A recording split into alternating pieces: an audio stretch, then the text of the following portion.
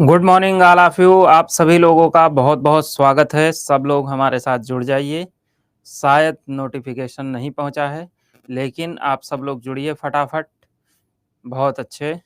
Good morning, very very good morning. सब लोग जुड़िए। और ये बताइए कि आवाज़ और क्या कहते हैं, ऑडियो और वीडियो सब कुछ क्लियर है? इसमें कोई दिक्कत, किसी भी प्रकार की कोई समस्या तो नहीं आ रही है आप लोग को? ज़रा एक बार हमें बता दीजिए। All is clear, clear clear clear. बहुत अच्छे। सब लोग सब लोग बहुत अच्छे। हम्म।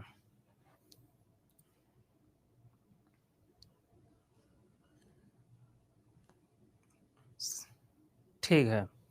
तो आप सब लोग ठीक बा? सब कुछ अच्छे? आप लोगों का सब अच्छा? मेरा तो सब बहुत अच्छा है।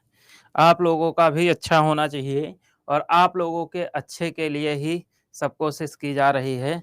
बस हमें आपसे बड़ी उम्मीदें हो गई हैं अब, ठीक है, कि आप लोग शिक्षक बनेंगे। सर कल भी क्लास लीजिए, सब अब डर सता रहा है।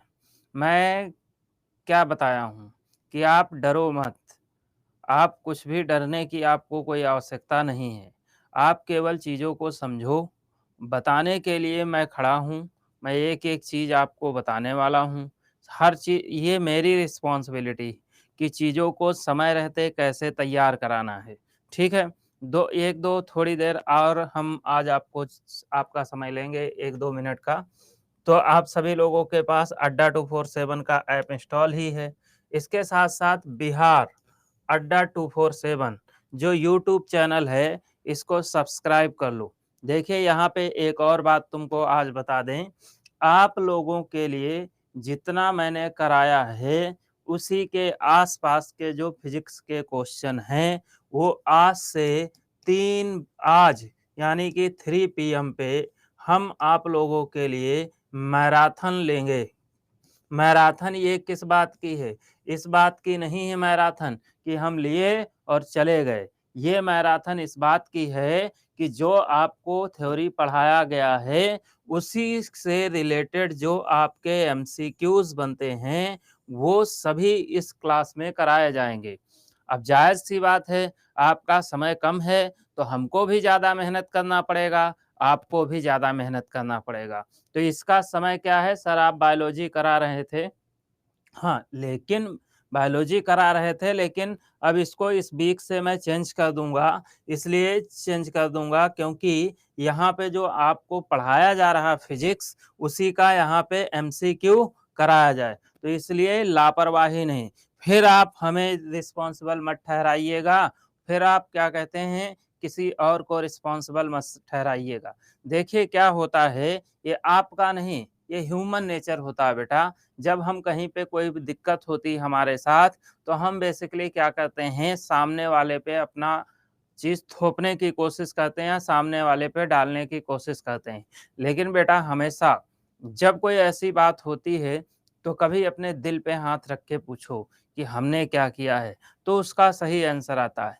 एक सबसे अच्छी चीज़ है, एक लाइन है कि इंसान किसी से झूठ ज़रूर बोल सकता है, लेकिन इंसान कभी खुद से झूठ नहीं बोल सकता। ये सही बात है, बिल्कुल ये यूनिवर्सल ट्रुथ है। तो आप लोग जब अगर हम आपके लिए इतना मेहनत कर सकते हैं, तो निश्चित रूप से आप भी मेहनत हमारे साथ कर सकते हैं। बोलो, तैयार हो सब लोग? मैं देख रहा हूँ 10 ज़्यादा से ज़्यादा 20-25 लोग क्लास के आते हैं, बाकी लोग क्लास के नहीं आते हैं। हुँ? अब इसमें भाई किसकी लापरवाही है? तो लापरवाही नहीं बेटा, 10-20 दिन की बात बची है। कितने दिन बचे हैं? बहुत कम ही दिन बचे हैं। अब इतने दिन लास्ट कहते हैं अंत भला तो सब भला। इसलिए अंत में हमें बहुत मेहनत करनी है। ठीक है? हाँ, तो चलिए शुरू करते हैं। कल हमने आप लोगों का हाँ, बिल्कुल। कल हमने आप लोगों का चैप्टर साउंड कंप्लीट किया था। आज जो चैप्टर होने वाला है, उस चैप्टर का नाम है थर्मोडायनेमिक्स। देखो, थर्मोडायनेमिक्स की अगर बात करें, तो जितना आपको पढ़ाया जा रहा है, उतनी चीजें आप अच्छे से पढ़ लो और बाकी सब इसी चैप्टर से क्या कहते हैं क्वेश्चन आने वाले हैं। ठीक है, तो आपको केवल और केवल चीजों को बेहतर तरीके से पढ़ना है। तो थर्मोडायनेमिक्स जो होता है इसको हम लोग हिंदी में क्या कहते हैं, तो हिंदी में इसको कहते हैं ऊष्मागतिकी। क्या कहते हैं? ऊष्मागतिकी। अब ऊष्मागतिकी है तो इससे क्या क्या हम लोग पढ़ने वाले हैं?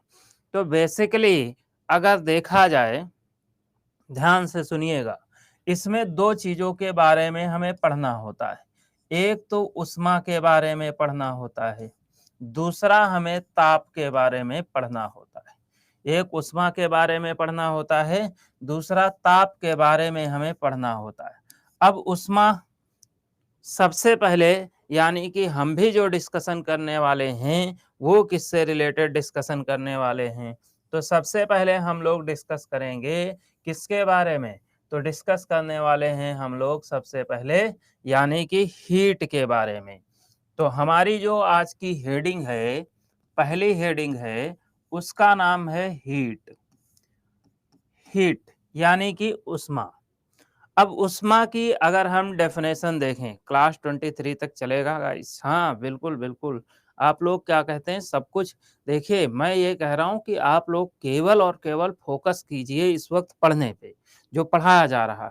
क्योंकि अंतिम जो जंग होती है वही निर्णायक जंग होती है, वही निर्णायक होती है, निर्णय वही देती है, समझ रहे हैं? इसलिए क्या कहते हैं, आप मेहनत करते जाइए, अंतिम ही निर्णायक होता है। आप अपना ही हिस्ट्री उठा के देख लो, क्या जब हम लोग का बोर्ड एग्जाम होता तो सालों साल उतनी मेहनत करते हैं? नहीं करते हैं। हम अंत समय को बहुत अच्छा कर देते हैं, सिलेक्शन मतलब पास हो जाते हैं। ठीक, ध्यान दीजिए।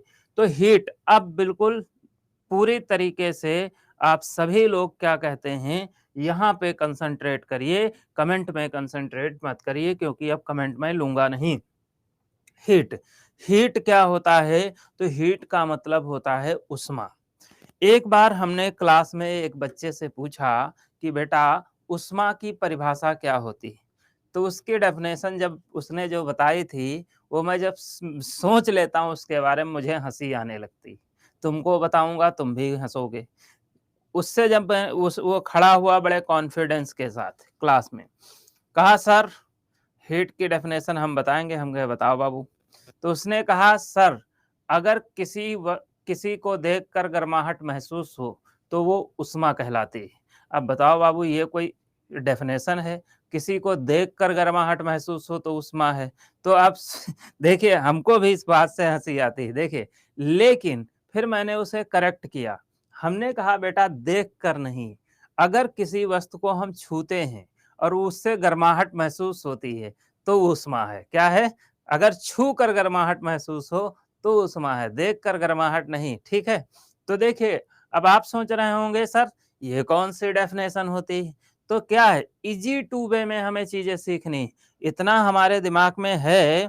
अगर आपको ना पता हो डेफिनेशन, हम आपसे पूछें हीट की डेफिनेशन क्या होती, तो आप यही बताओगे सर अगर कोई वस्तु गर्म है तो वो हीट होगी, यही बताओगे ना।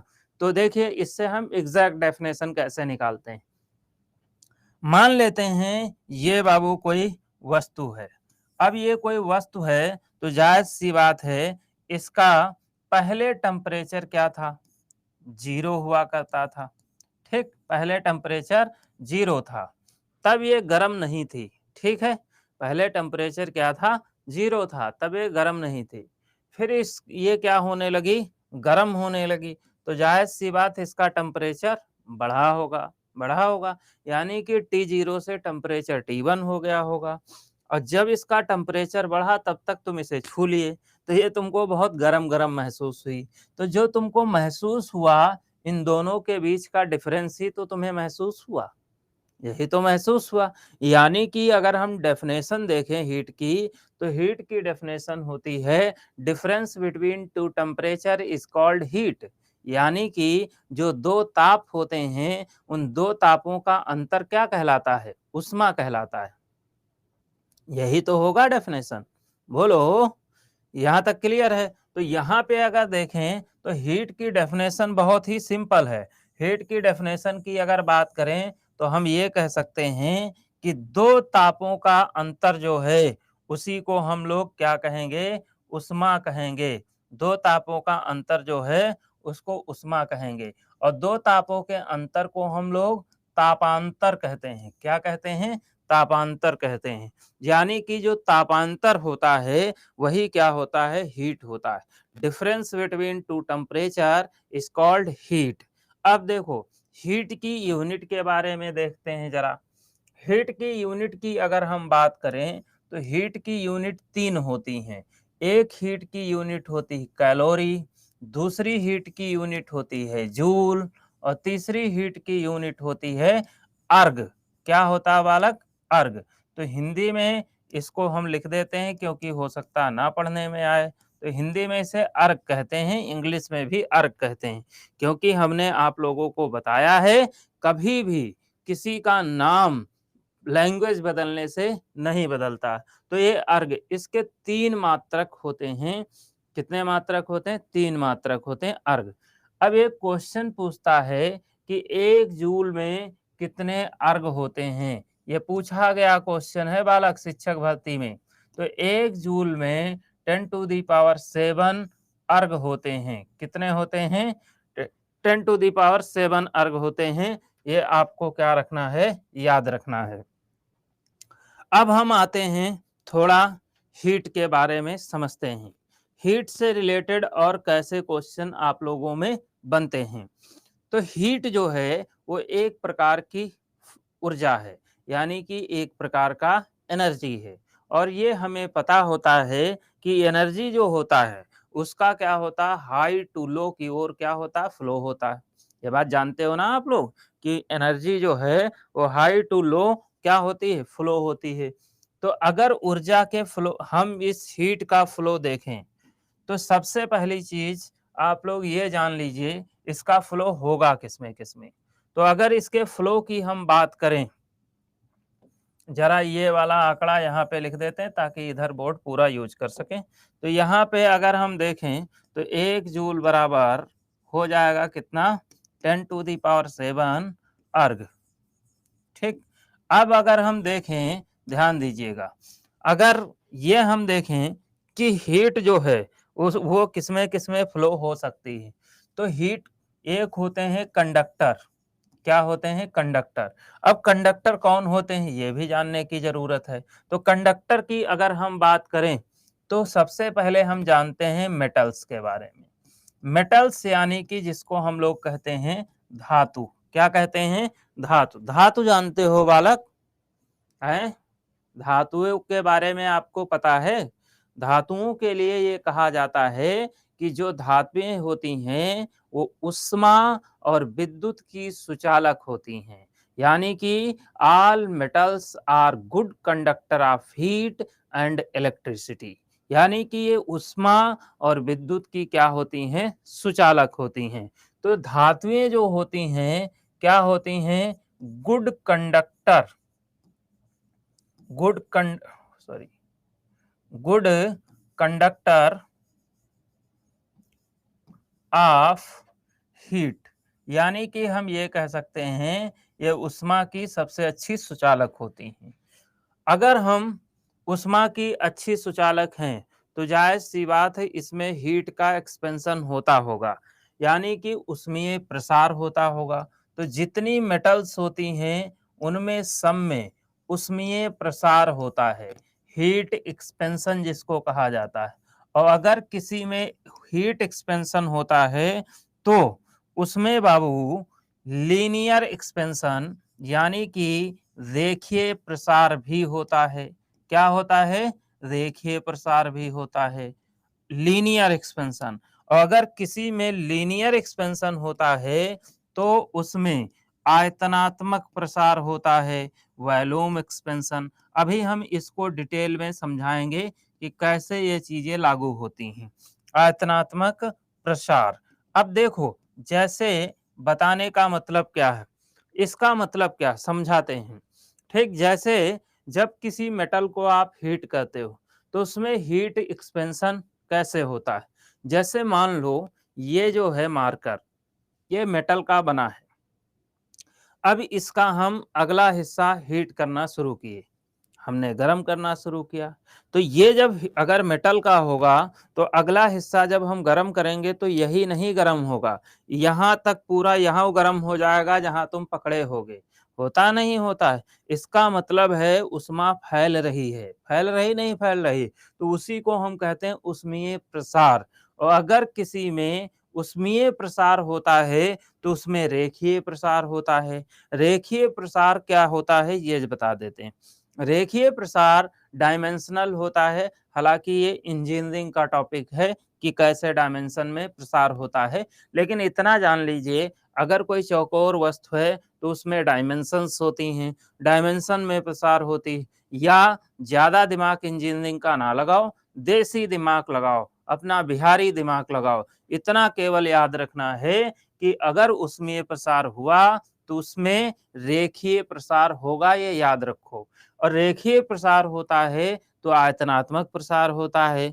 जैसे अगर आप सोचो इतनी बड़ी ये मेटल्स की, ये धातु की मान लो बनी हुई है मार्कर, इसको आग में डाल दिए, पूरा हीट किए, तो इसका साइज पहले ले लो, फिर जब ये हीट हो जाए फिर इसको निकालिए तो इसका साइज इंक्रीज हो जाता है।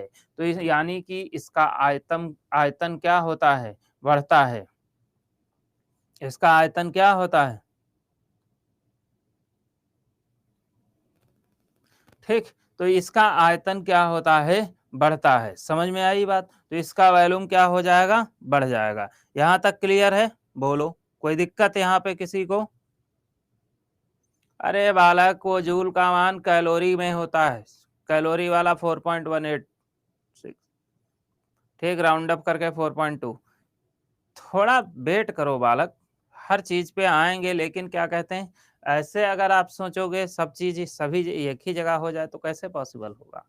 ठीक है, तो यहाँ पे अगर देखें, हम कमेंट बंद कर देंगे फिर ना कहना, ठीक, इसलिए क्या कहते हैं ध्यान से सुनिए। तो ये हो गए क्या, आयतनात्मक प्रसार होता है। अब थोड़ा हम इंसुलेटर के बारे में जान लेते हैं, यानी कि नॉन मेटल। नॉन मेटल्स की जब हम बात करते हैं तो नॉन मेटल्स कैसे काम करती हैं ये देखो। जैसे अगर नॉन मेटल्स की हम बात करें तो नॉन मेटल्स जो होते हैं ये क्या होते हैं, ये बैड कंडक्टर ऑफ हीट होते हैं।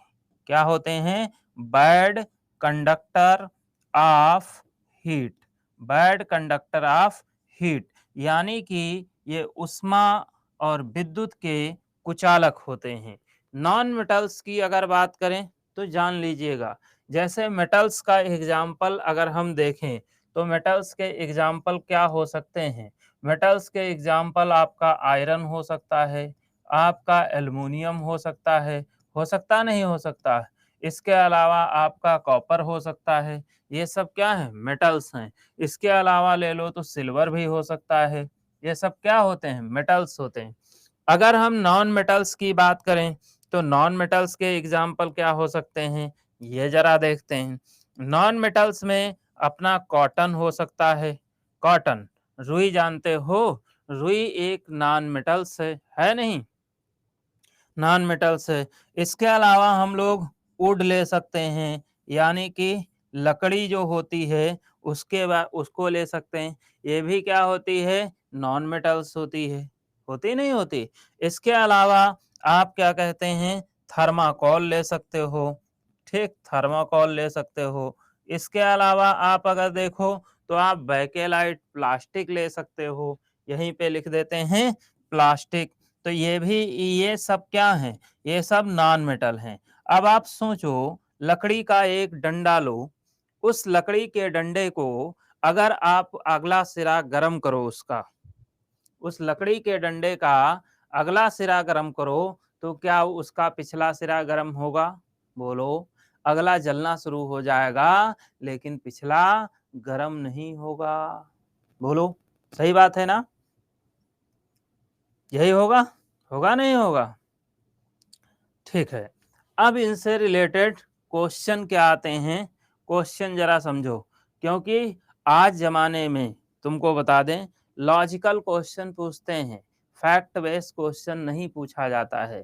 ठीक, तो ये रेयर होता है, मात्रक पूछ ले, ये सब चपरासी लेवल पे पूछे जा सकते हैं। अब तो उसमें भी नहीं पूछा जाता, ये बहुत पहले का जमाना है जब ऐसे क्वेश्चन आते थे। अब लॉजिकल क्वेश्चन आने लगा।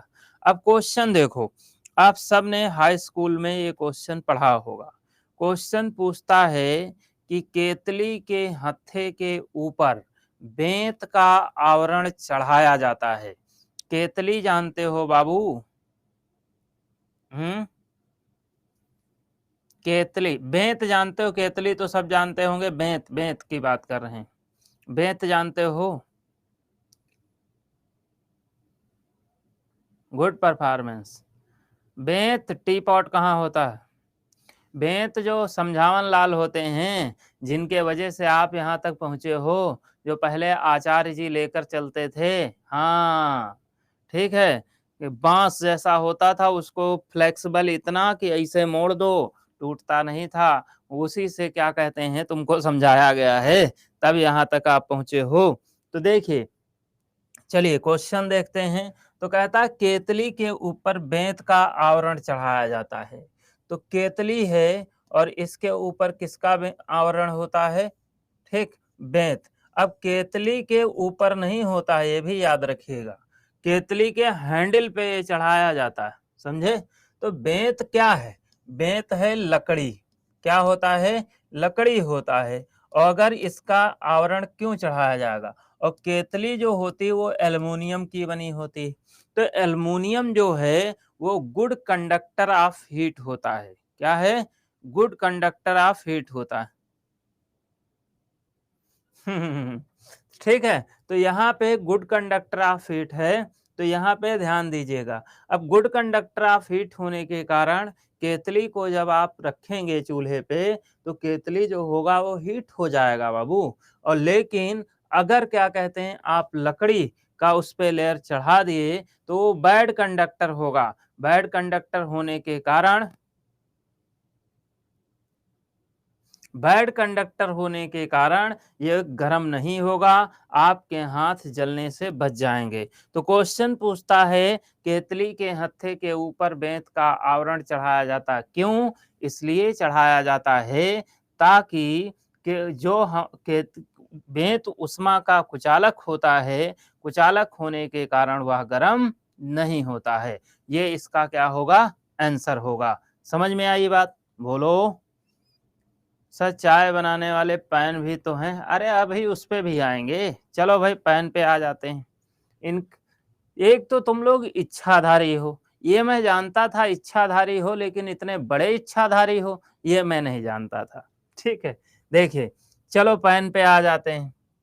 जो चाय वाला पैन होता है, यानी कि आज की डेट में जितने भी बर्तन देखते हो, चाहे पैन ले लो चाहे कुकर ले लो, इनके जो हत्थे होते हैं वो बैकेलाइट के होते हैं। किसके लगे होते हैं? बैकेलाइट। बैकेलाइट केमिस्ट्री में तुम लोग पढ़ोगे।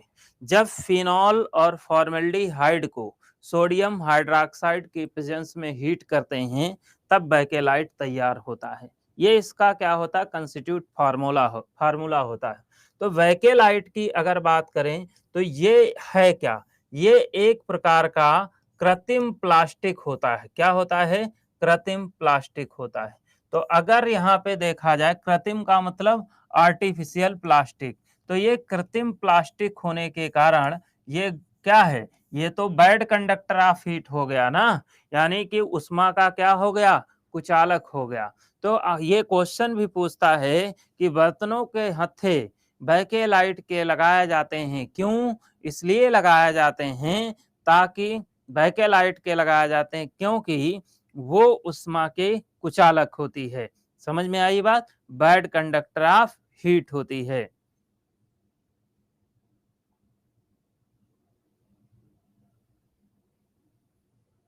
यहां तक समझ में आई बात? बोलो। अब देखो, नेक्स्ट क्वेश्चन पे आते हैं। इसके अलावा तुम लोग रजाई ओढ़ते हो? बोलो मेरे लाल। ठंड के दिनों में हम लोग रजाई ओढ़ते हैं। ये कहा जाता है कि रजाई जो है ठंड में गर्माती है, लेकिन बाबू हमेशा ध्यान रखना, रजाई नहीं गर्माती है। रजाई कभी नहीं गर्म करती है। कभी जब रजाई में क्या होता है, जब जाते हो बिल्कुल एंट्री करते हो, तब क्या तुमको रजाई मिलती है गरम-गरम? नहीं मिलती है। रजाई गरमाती होती तो वो गर्म होती। वहाँ तो खुद जाके माहौल गर्म बनाना पड़ता है। तो उसमें होता क्या है, रजाई में हम अपने आप को गर्म क्यों महसूस करते हैं? इसलिए क्योंकि उसमें कॉटन होता है। कॉटन जो होता है वो बैड कंडक्टर ऑफ हीट होता है। बैड कंडक्टर ऑफ हीट होने के कारण हमारे बॉडी से टेम्परेचर रिलीज़ होता रहता है। तो जब बैड कंडक्टर ऑफ हीट होता है, बॉडी से टेम्परेचर रिलीज़ होता है, तो क्या होता है, वो टेम्परेचर को पास नहीं होने देती। और जब टेम्परेचर को पास नहीं होने देती है, तो निश्चित रूप से क्या कहते हैं, हम उसमें क्या होते हैं, कुछ देर बाद पूरी हीट भर जाती है और अपने आप को गर्म महसूस करने लगते हैं।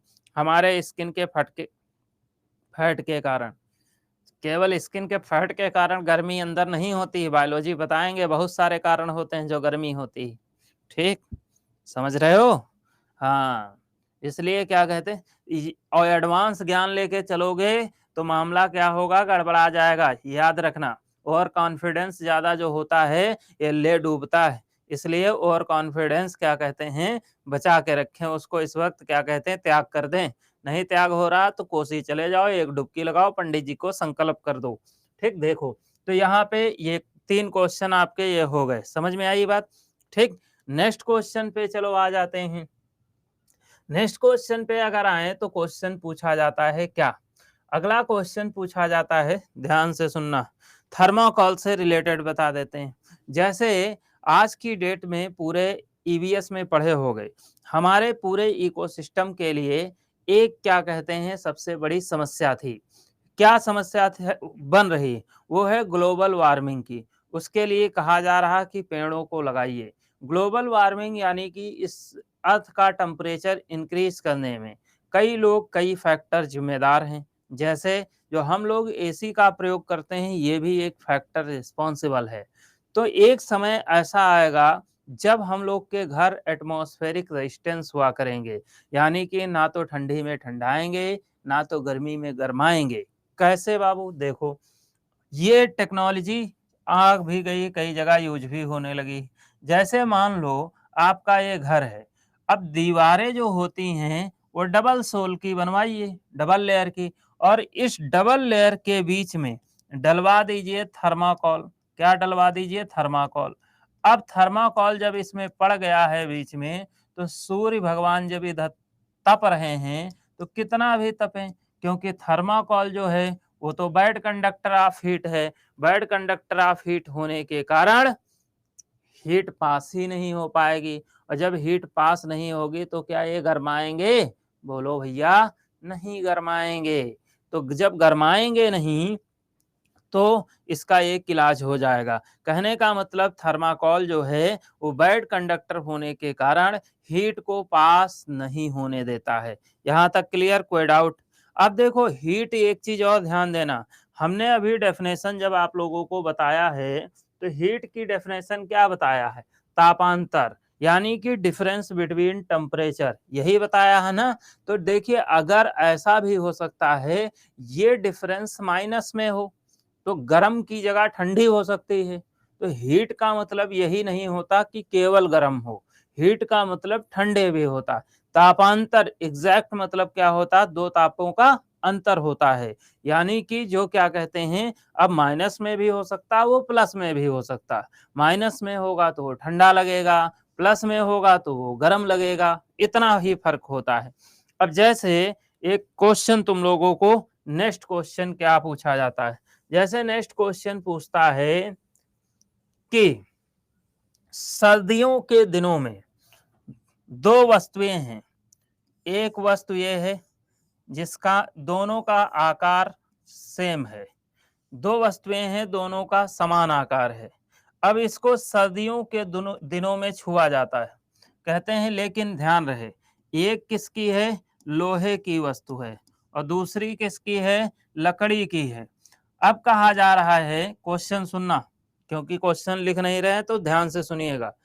क्वेश्चन है, सर्दियों के दिनों में समान समान आकार की, सर्दियों के दिनों में समान आकार की लोहे और लकड़ी की दो वस्तुओं को छुआ जाता है, सुबह छुआ जाता है। तो लोहे की जो वस्तु होती है वो अधिक ठंडी महसूस होती है, क्यों? इसीलिए जब आप स्कूल जाते थे तो वहाँ पे लोहे की सीट ना लगवा के किसकी किसकी सीट लगाई गई थी? वहाँ पे सीट लगाई गई थी लकड़ी की। क्यों? इसलिए क्योंकि लोहा जो होता है ये गुड कंडक्टर ऑफ हीट होता है, जिसके कारण वो ठंडा हो जाता है। लेकिन जो लकड़ी होती है वो बैड कंडक्टर ऑफ हीट होती है, जिसके कारण वो ठंडी नहीं होती है। तो सर्दियों के दिनों में सुबह छूने पर लोहे का टुकड़ा अधिक ठंडा महसूस होता है, क्यों? क्योंकि लोहा गुड कंडक्टर ऑफ हीट यानी कि ऊष्मा का सुचालक होता है। यहाँ तक समझ में आई बात? बोलिए, क्लियर यहाँ पे? कोई डाउट? बोलिए। अभी बहुत सारे क्वेश्चन हैं। अब देखिए नेक्स्ट क्वेश्चन पे आ जाते हैं। जैसे अगला क्वेश्चन क्या है? अगले क्वेश्चन की अगर हम बात करें, ध्यान दीजिए, तो इसी से रिलेटेड अब देखो, जब यहाँ पे कंडक्टर बताया है तो याद रहे हमेशा कंडक्टर जो होते हैं हीट के मामले में तो सबके कंडक्टर लगभग क्या होते हैं? सेम जैसे होते हैं। तो यहाँ पे लोहा और लकड़ी का पता चल गया। इसके अलावा अगर हम देखें और डेली लाइफ में क्या यूज किया जाता है, ठीक, हाँ, तो लगभग इतने क्वेश्चन आपके जो हैं ये लॉजिकल क्वेश्चन ऐसे हैं जो आपके हीट से पूछे जाते हैं। एक और बता देते हैं क्वेश्चन, ये भी आप लोगों ने हाई स्कूल में ही पढ़ा होगा। थोड़ा फास्ट सर जी, फास्ट ही बता रहे हैं। अगर क्वेश्चन को भी हम बहुत फास्ट बता देंगे तो तुम्हारे दिमाग से स्लिप कर जाएगा, इसलिए क्वेश्चन को स्लो ही बताते हैं। ठीक है, ध्यान दीजिए। अगला क्वेश्चन देखिए, नेक्स्ट क्वेश्चन है, पूछा गया क्वेश्चन है कि ट्रेन की पटरियां जो होती हैं, इन ट्रेन की पटरियों के बीच क्या किया जाता है? खाली स्पेस छोड़ दिया जाता है। क्यों छोड़ दिया जाता है? क्योंकि खाली स्पेस अगर ना छोड़ें तो क्या होगा? ये किसकी हैं? लोहे की हैं पटरियां ना। तो गर्मियों के दिनों में क्या होगा? गर्मियों के दिनों में क्या होगा कि इनमें हीट एक्सपेंशन होगा, उष्मीय प्रसार होगा। उष्मीय प्रसार होने के कारण लीनियर एक्सपेंशन होगा। अगर क्योंकि अब पटरी है तो पटरी का शेप होता है, उसमें कोर होते हैं, कोर का मतलब डायमेंशंस होते हैं, इसलिए उसमें रेखीय प्रसार होगा। रेखीय प्रसार के कारण आयतनात्मक प्रसार होगा। अगर इनका वॉल्यूम एक्सपेंस किया तो ऐसा हो सकता है, अगर पटरी के बीच में जगह ना छोड़े तो पटरियां तिरछा हो जाएंगी, और अगर पटरियां तिरछा हो जाएंगी तो निश्चित रूप से एक्सीडेंट के खतरे बढ़ जाएंगे। इसलिए क्या किया जाता है? ट्रेन की पटरियों को बिछाते समय उनके बीच खाली स्पेस छोड़ दिया जाता है। बोलो, यहां तक समझ में आ गई बात? बोलो, कोई डाउट? बहुत अच्छे, बोलिए, यहां तक कोई डाउट? सभी लोग बताइए फटाफट स्पीड में। Good performance, hashtag good performance, फटाफट।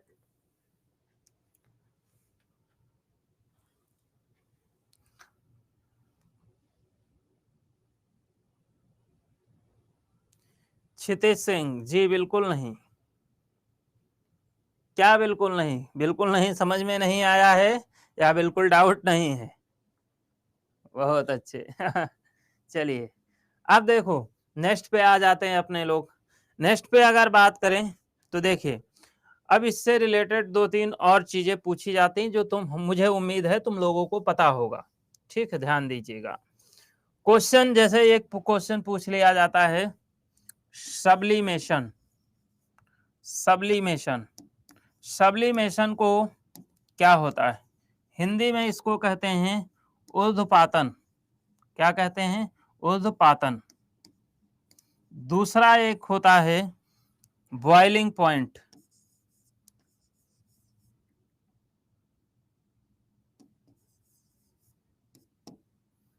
बॉइलिंग पॉइंट, जिसको हम लोग कहते हैं क्या? क्वथनांक। तीसरा होता है मेल्टिंग पॉइंट। यहां से क्वेश्चन खूब आता है, जिसको हम कहते हैं द्रवणांक या गलनांक।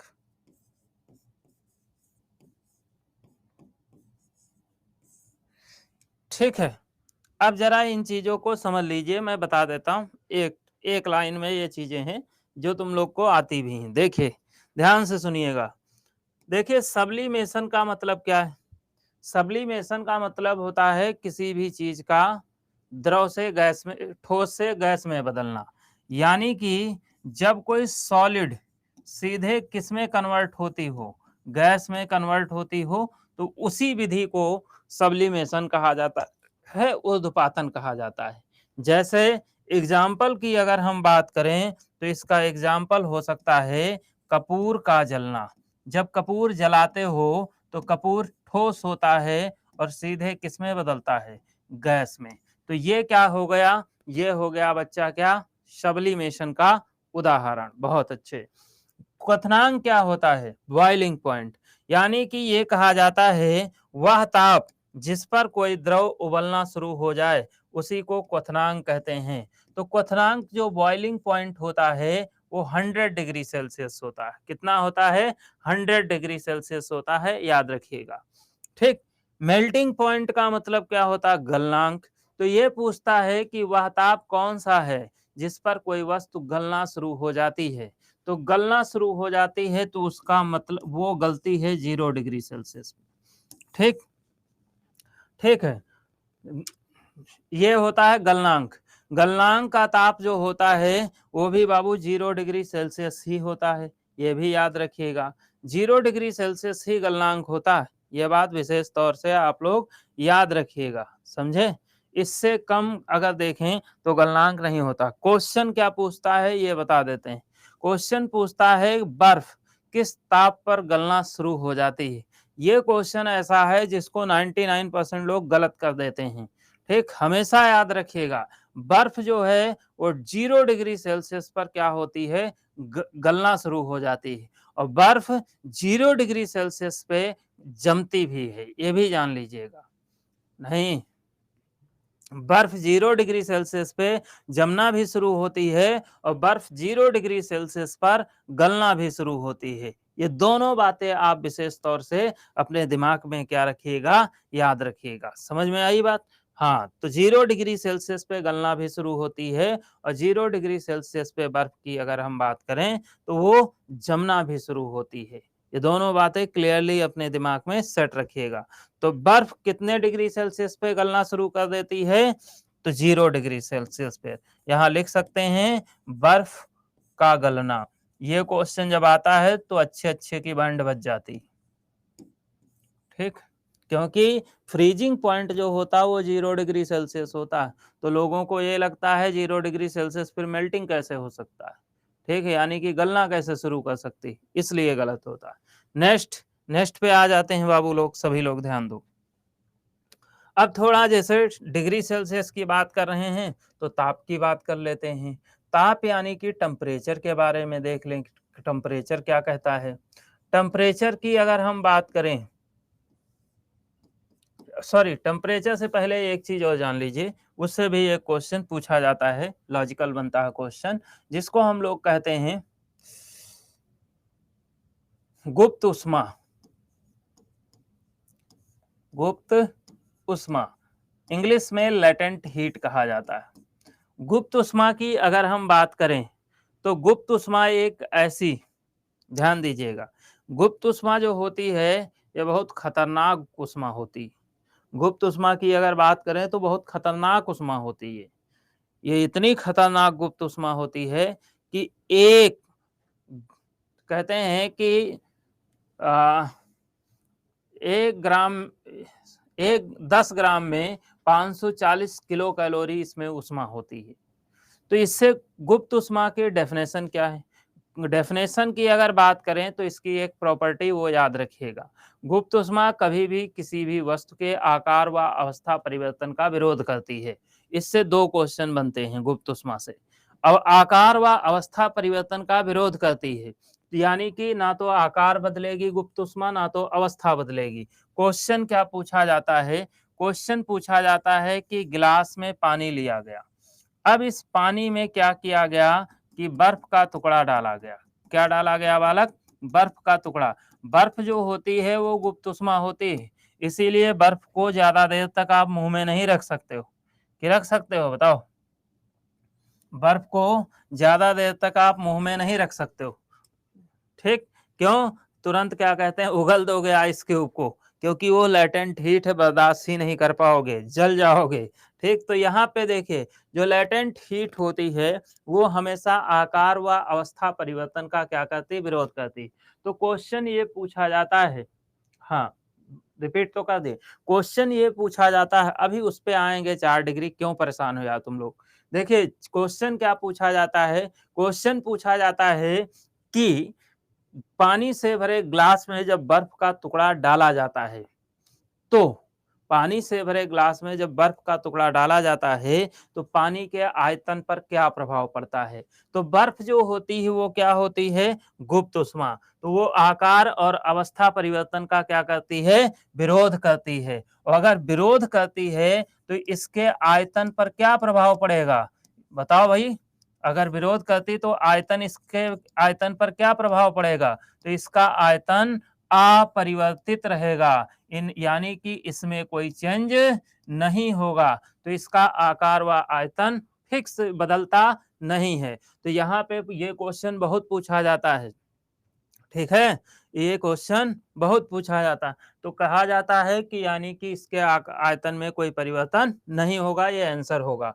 दूसरा क्वेश्चन क्या है, बर्फ का टुकड़ा कितना परसेंट डूबा रहता है, कितना परसेंट नहीं डूबा रहता है।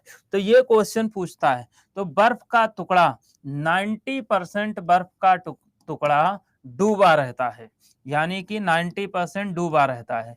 अब कभी कभी इसको फ्रैक्शन में दे देता है, और अगर फ्रैक्शन में इसका आंसर देगा तो निश्चित रूप से 9/10 हिस्सा होगा। तो बर्फ का 9/10 हिस्सा जो होगा वो पानी में डूबा रहता है, और 1/10 हिस्सा यानी कि 10% बाहर बाहर दिखता रहता है, बाहर रहता है, ठीक है। तो 1/10 की अगर बात करें तो बाहर रहता है।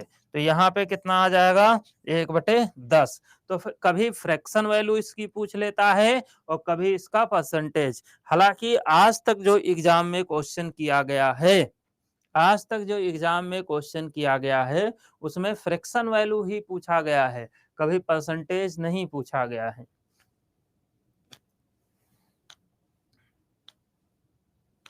यही होगा, ठीक। तो ये एक, तो ये क्वेश्चन हो गया। अब दूसरा हमने बताया, हीट जो हो, गुप्त ऊष्मा जो होती है ये बहुत खतरनाक होती है, इसकी ऊर्जा बहुत ज्यादा होती है। समझ में आ गई बात, ठीक। अब खतरनाक होती, इससे भी रिलेटेड क्वेश्चन पूछा जाता है, वो क्वेश्चन मैं तुम लोग को लिख देता हूं ताकि अच्छे से समझ जाओ। क्वेश्चन पूछता है कि साधारण साधारण जलने की अपेक्षा, जलने की अपेक्षा साधारण जलने की अपेक्षा भाप, भाप यानी कि वेपर, भाप, भाप की जलन, वेपर, भाप की जलन अधिक गंभीर होती है। ये क्वेश्चन पूछता है, याद रखिएगा, इसीलिए मैं मेहनत करके लिख दिया हूं। अधिक गंभीर होती है, क्यों? तो इसका आंसर क्या होगा, अधिक गंभीर होती है, ठीक। क्यों? तो इसका आंसर है क्योंकि भाप गुप्त ऊष्मा होती है। क्या होती है, भाप क्या होती है, गुप्त ऊष्मा होती है, इसलिए भाप की जलन जो होती है वो अधिक गंभीर होती है, ठीक। कभी तुम भाप से अगर जल जाओ, वेपर से जल जाओ, तो वो बहुत जलन करता है, ठीक है। बोलो, क्लियर हो गया यहाँ तक? कोई दिक्कत, कोई समस्या, बोलो भाई।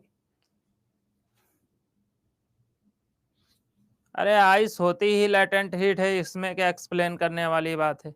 अब ऐसे तुम पूछो बिहार की राजधानी पटना क्यों है, तो इसका कोई लॉजिक थोड़ी ना है, पटना क्यों है, ठीक है। अभी हम ही तुमसे पूछे तुम्हारा नाम ये क्यों है, तो ये थोड़ी ना लॉजिक है। जितने लॉजिक होते हैं मैं सब बता देता हूँ मेरे लाल, लेकिन तुम लोग इच्छाधारी हो, वंस मोर, जितने बताओ उतने तुमको कम लगता है भगवान। कि केवल हमें परेशान करते हुए।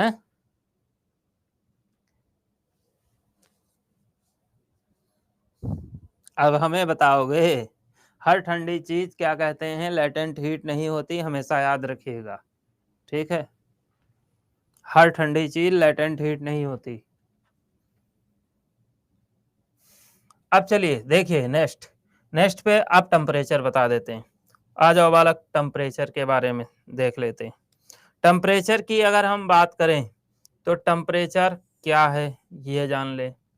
थोड़ा इसको हम यहाँ पे खींच दें। तो टेम्परेचर यानी कि इसको अगर हम देखें तो कहेंगे ताप। क्या कहेंगे? ताप कहेंगे। तो चलिए भाई टेम्परेचर के बारे में जानते हैं। टेम्परेचर जो होता है वो होता क्या? ताप। तो अभी हमने डेफिनेशन बताई थी कि जो अगर किसी वस्तु को हम छूते हैं तो वस्तु वो गर्म महसूस होती है या वो ठंडी महसूस होती है।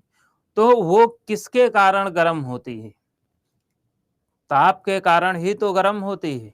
तो हम ये कह सकते हैं कि तो हम ये कह सकते हैं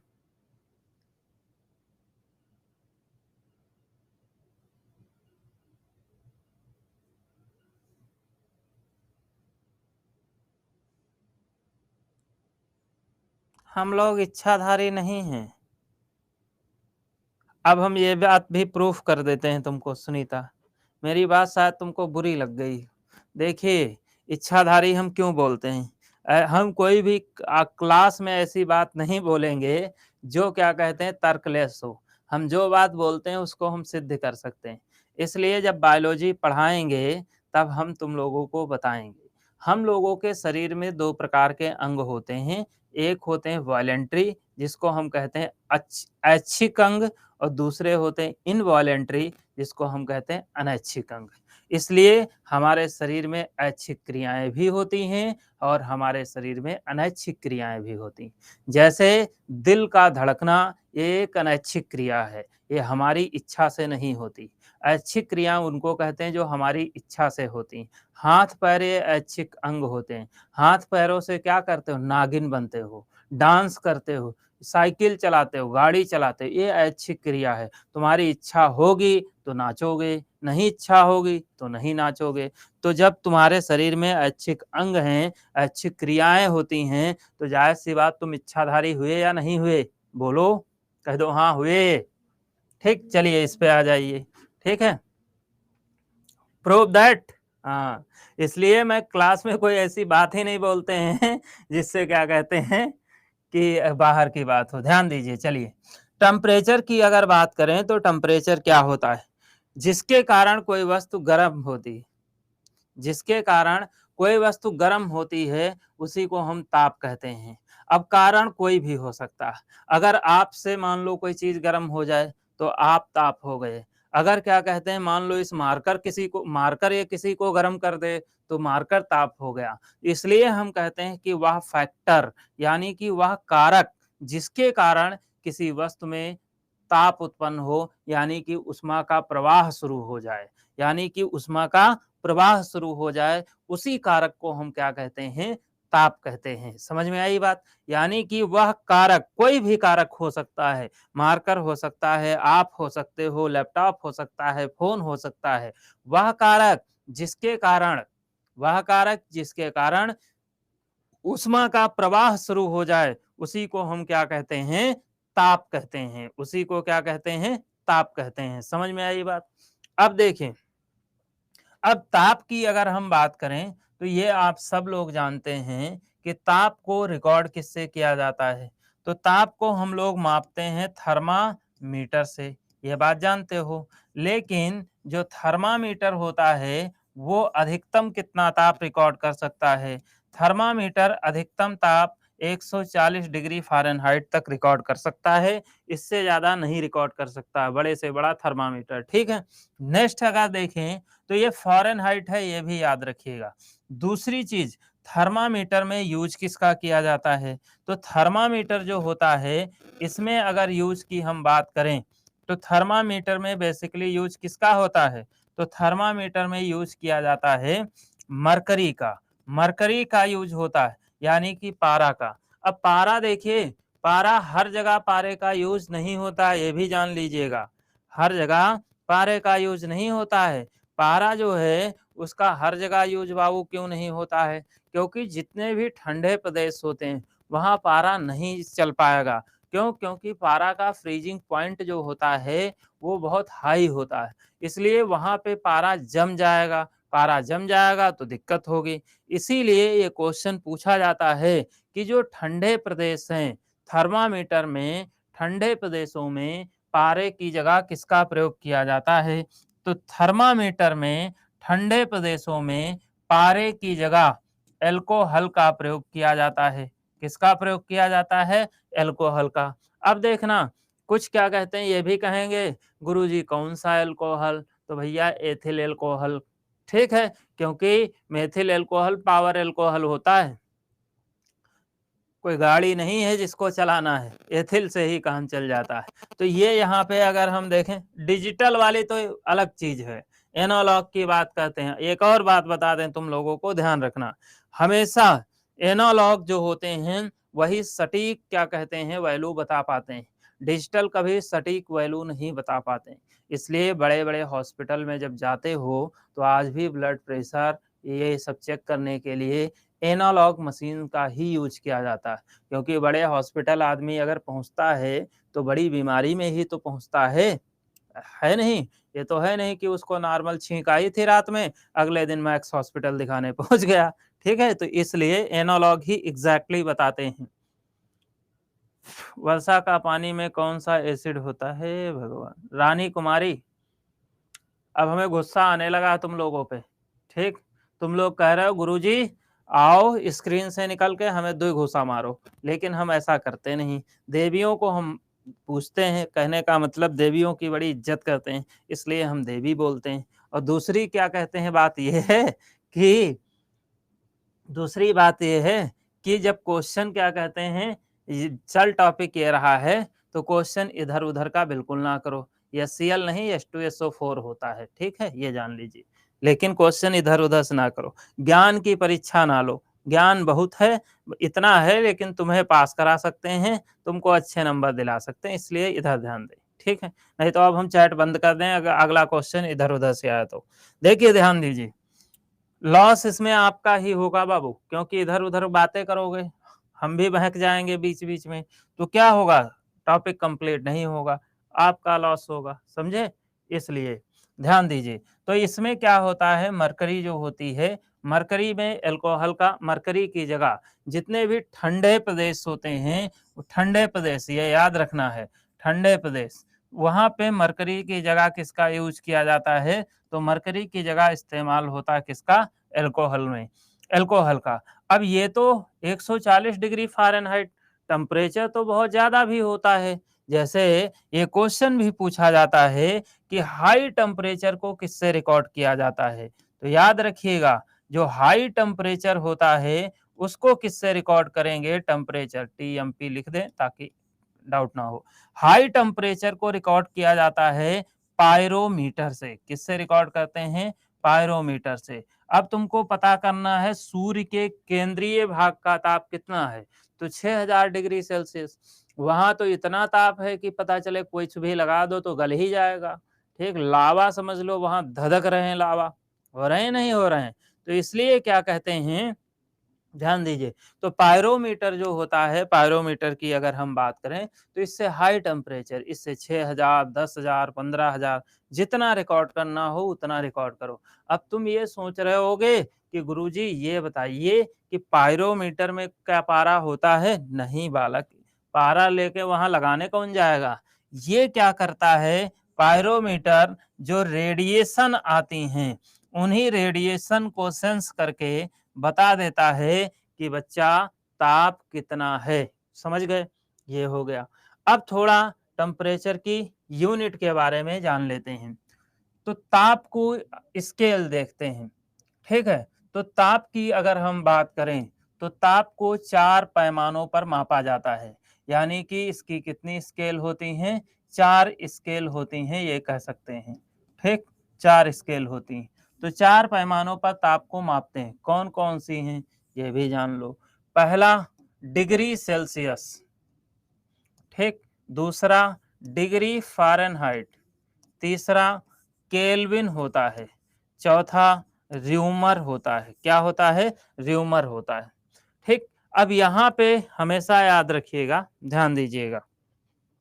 यहाँ पे अगर पूछा जाता, ध्यान दीजिए, सुनिएगा, यहाँ पे अगर कभी ये पूछा जाए कि इनकी खोज किसने की थी, पीडीएफ भी डाल दिया करेंगे, देवी जी काहे परेशान, मुकेश बाबू डाल दिया करेंगे, ठीक है। अभी थोड़ा सिस्टम, अभी हमको सारी चीजें पता नहीं चली, 2 दिन हुआ है अभी अभी, ठीक है। तो यह जिस दिन आया था पहले दिन क्लास ही लिया था आप लोग की, कहा गया भाई आप लोग परेशान हो रहे हैं, आपको दिक्कत हो रही है, हम कहे चलिए इनकी समस्या का समाधान सबसे पहले करना जरूरी, सब कुछ धीरे धीरे। देखिए, हाँ देवता हो मान लिया, ठीक है। एक बार ऐसे एक बच्चा और हमसे कहा जिस हिसाब से सर लड़कियों को देवी बोलते हैं उस हिसाब छोटे मोटे देवता तो हम भी हुए। हम कहा हाँ छोटे मोटे देवता हुए, ठीक। देखिए तो यहाँ पे समझिएगा, तो ये 4 स्केल होते हैं। कभी ये पूछा जाए कि इनको डिस्कवर किसने किया था, इनको खोजा किसने था, तो जो खोज करता है उन्हीं के नाम पे ये स्केल हैं। जैसे डिग्री सेल्सियस की खोज सेल्सियस ने की थी, जैसे डिग्री फ़ारेनहाइट की खोज फ़ारेनहाइट ने की थी, जैसे केल्विन की खोज केल्विन ने की थी, र्यूमर की खोज र्यूमर ने की थी। समझ गए? तो ये हम बताएंगे नहीं, इतना बता दिए तो आप इसको याद ही रखिएगा, ठीक। अब देखो इसके आगे चलते हैं, समझिएगा। एक क्वेश्चन पूछता है कि ताप को मापने की सबसे बड़ी यूनिट कौन सी होती है? ताप को मापने की सबसे बड़ी यूनिट की अगर हम बात करें तो डिग्री सेल्सियस होती है। अगर पूछा जाए ताप को मापने की सबसे छोटी यूनिट कौन सी होती है, तो केल्विन होती। कौन सी होती है? केल्विन होती। ये 2 बातें यहाँ याद रखिएगा। तीसरी अगर बात हम करें तो एक क्वेश्चन पूछता है, ध्यान से सुनिएगा, वह कौन सा मात्रक यूनिट है, यानी कि वह कौन सा स्केल है जिसका मान कभी भी ऋणात्मक नहीं होता है। अगर ऋणात्मक नहीं होता है तो इसका मतलब सदैव ऑलवेज धनात्मक होता है। तो याद रखिएगा, जो केल्विन होता है इसका वैल्यू ऑलवेज पॉजिटिव होता है। क्या होता है? ऑलवेज पॉजिटिव होता है। कभी भी इसकी वैल्यू निगेटिव नहीं आ सकती। ये बात हमेशा बिल्कुल अपने दिमाग में सेट कर लीजिएगा, ठीक है। हाँ, नेक्स्ट पे आ जाओ। एक क्वेश्चन और पूछता है वह कौन सा ताप है जो डिग्री सेल्सियस और डिग्री फ़ारेनहाइट पर समान रहता है। तो याद रखिएगा, -40 वह ताप होता है जो डिग्री सेल्सियस और डिग्री फ़ारेनहाइट पर समान बना रहता है, ये कभी बदलता नहीं। अब इसको प्रूफ भी कर सकते हैं हम लोग, कैसे? अभी देखते हैं। तो इसमें रिलेशन भी होती हैं। क्या होती हैं? रिलेशन भी होती हैं। यहाँ पे हम सिंबल बना दे रहे हैं क्योंकि ये बहुत ज़्यादा बोर्ड कवर कर रहा है, इसलिए सिंबल ही याद रखो, ज़्यादा अच्छा रहेगा। तो यहाँ पे ये पॉजिटिव, ऑलवेज पॉजिटिव रहता है, ठीक। अब देखो, जैसे क्या कहते हैं, रिलेशन इनकी क्या होती हैं? 2 रिलेशन पूछी जाती हैं। पहली रिलेशन है डिग्री सेल्सियस एंड केल्विन की। तो ये तो बहुत आसान रिलेशन है। अगर कोई चीज डिग्री सेल्सियस में दे रखी है और उसमें आप 273 जोड़ देते हो तो वो सीधे बदल जाती है केल्विन में। जैसे क्या कहते हैं, मान लो एक ह्यूमन बॉडी की बात करें, एक कोई स्वस्थ व्यक्ति है। स्वस्थ व्यक्ति जो ह्यूमन होता है, याद रखिएगा यहां से भी क्वेश्चन पूछता है, स्वस्थ व्यक्ति जो होता है उसका ताप कितना होता है? तो स्वस्थ व्यक्ति का ताप की अगर हम बात करें तो डिग्री सेल्सियस में जो टेम्परेचर होता है, राउंड फिगर जो होता है 37 डिग्री सेल्सियस होता है। डिग्री फ़ारेनहाइट में जो टेम्परेचर होता है वो 98.6 होता है। ये राउंड फिगर की मैं बात कर रहा हूँ। एग्जैक्टली अगर डिग्री फ़ारेनहाइट की बात करें तो 98.4 डिग्री फ़ारेनहाइट होता है, और ये एग्जैक्ट बात करें तो 36.9 होता है। कितना होता है? 36.9। तो एग्जैक्ट वाला 98.4 होता है, राउंड करें, राउंड फिगर जब करते हैं तो 98.6 आता है। अब जैसे मान लो स्वस्थ व्यक्ति का ताप कितना है? 37 डिग्री सेल्सियस है, और अगर 37 डिग्री सेल्सियस है तो वो केल्विन में कितना होगा? तो यहाँ पे 37 लिखो प्लस 273 लिख दो, जोड़ दो, जो वैल्यू आएगी केल्विन में आएगी। तो 7 3 10 यानी कि 310 केल्विन हो जाएगा। तो जब अगर आपसे कभी केल्विन में मनुष्य के शरीर का ताप पूछा जाए तो 310 हो जाएगा। समझे? बोलो, यहां तक क्लियर है? तो ये अब अगर केल्विन को मान लो बदलना हो किससे, केल्विन को डिग्री सेल्सियस में, तो इसी से -273 क्या कर दो, ऐड कर दो, ये कन्वर्ट हो जाएगा किसमें, डिग्री सेल्सियस में। जैसे केल्विन में ताप मनुष्य का कितना होता है, 310 होता है, हमें डिग्री सेल्सियस में बदलना है, तो 273 माइनस करेंगे तो कितने डिग्री सेल्सियस बचा, तो 37 डिग्री सेल्सियस वैल्यू आ गई नहीं आ गई। तो इस तरह से ये रिलेशन होती है डिग्री सेल्सियस और केल्विन की। बोलो बालू, बोलो बालक, यहां तक समझ में आया? सबको कोई डाउट किसी प्रकार का, फटाफट बोलिए। किसी को किसी भी प्रकार का doubt?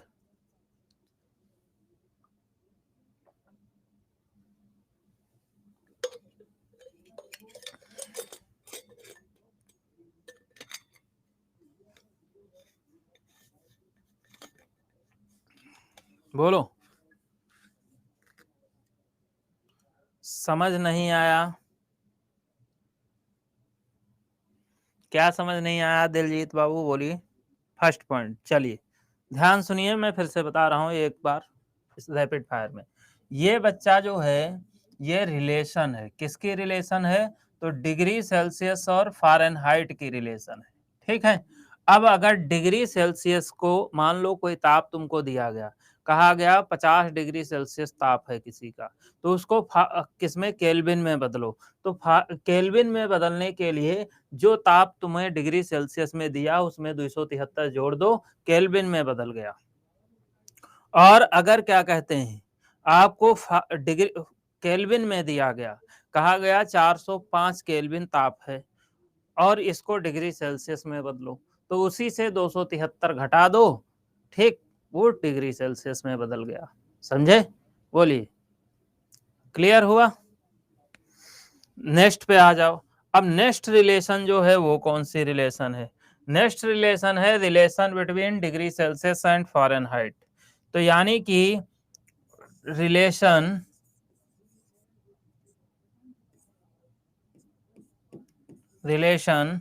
Between degree Celsius and degree Fahrenheit. अब ये इस रिलेशन को देखेंगे तो इसका फार्मूला होता है, पूरा वही रिलेशन होती है, याद रखना, degree Celsius upon 5 equals two degree Fahrenheit -32 upon 9। ये पूरी रिलेशन होती है जिसको आपको याद रखना है। Degree Celsius upon 5 equals two degree Fahrenheit -32 upon 9।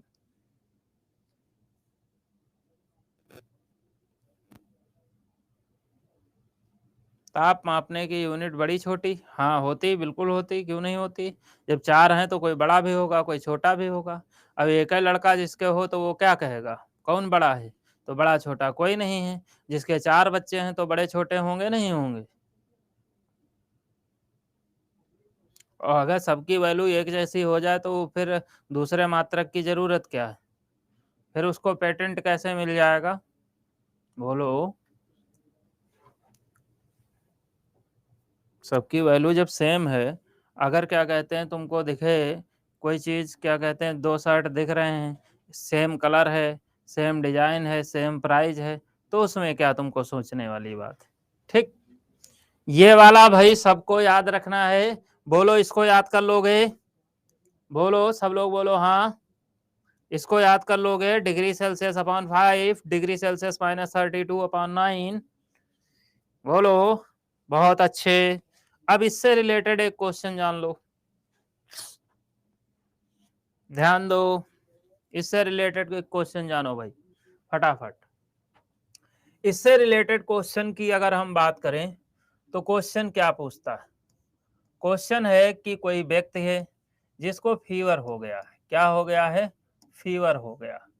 अब फीवर होने के कारण उसके बॉडी का टेम्परेचर 39 डिग्री सेल्सियस हो गया।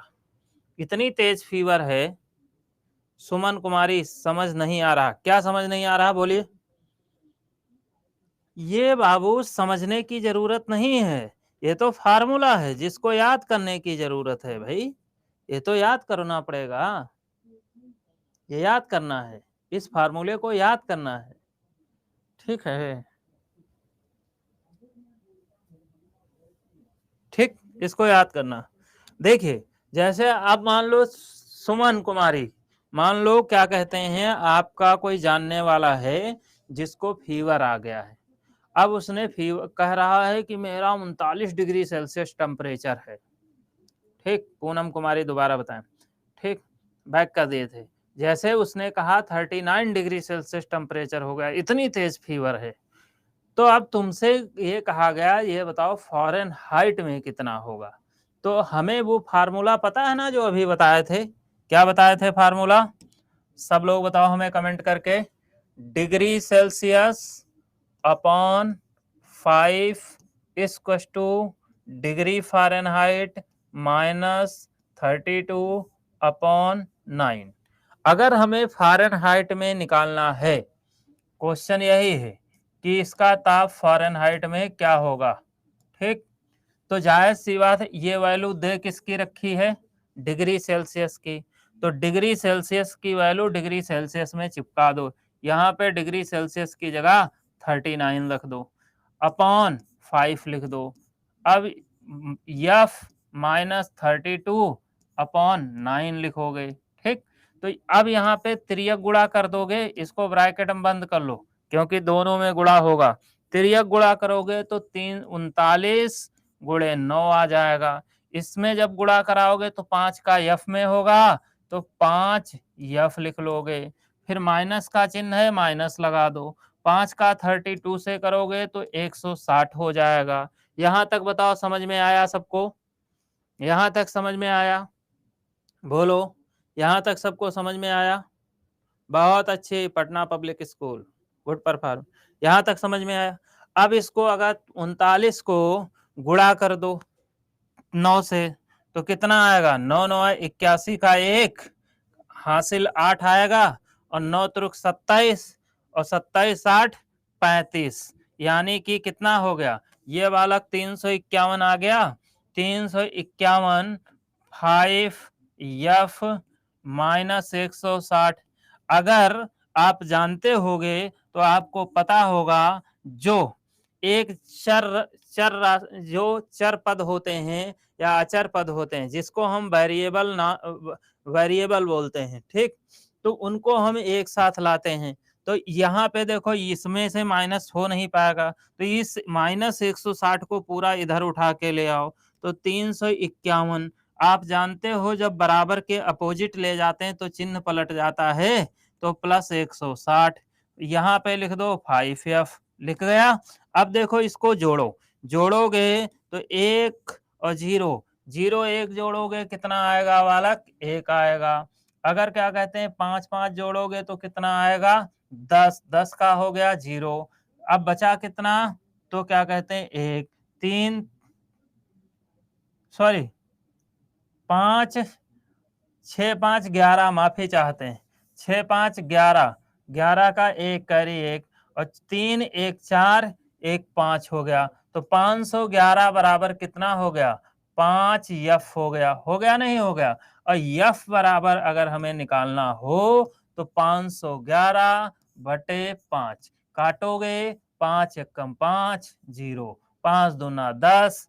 ठीक है, 5 एकम 5, 5 दूना 10, फिर दशमलव लगा दो, फिर 0 आ गया, 5 दूना 10। तो डिग्री फ़ारेनहाइट में जो आएगा वो 102.2, इतना बुखार उसको हो रखा होगा, यानी कि 102.2 बुखार हो रखा होगा। जो तुम चिल्लाते हो 104 डिग्री बुखार हो गया, वो फ़ारेनहाइट होता है, डिग्री सेल्सियस नहीं होता है। बाबू ये वाला नहीं जोड़ना था, ठीक, यहाँ पे दिक्कत हो गई थी, यहाँ पे ऐसे लिख दो। ठीक, बोलो, यहाँ समझ में आया? बोलो, कोई दिक्कत, कोई परेशानी? बोलिए फटाफट, क्योंकि जिस लेवल के क्वेश्चन आते हैं वो लेवल तो कराना पड़ेगा बाबू ना। बहुत अच्छे, ठीक। अब देखिए, अब आ जाते हैं 4 डिग्री सेल्सियस पे, जो कोई कमेंट कर रहा था। 4 डिग्री सेल्सियस जो कंडीशन है वो बड़ी खतरनाक कंडीशन है, ध्यान से सुनिएगा। 4 डिग्री सेल्सियस की अगर हम बात करें तो 4 डिग्री सेल्सियस टेम्परेचर, ठीक, इसके लिए 2-3 खास बातें हैं जो याद रखिएगा। 4 डिग्री सेल्सियस एक ऐसा ताप है जिस पर सभी वस्तुएं सुरक्षित रहेंगी, ठीक। अब सुरक्षित का मतलब क्या है ये भी समझाएंगे।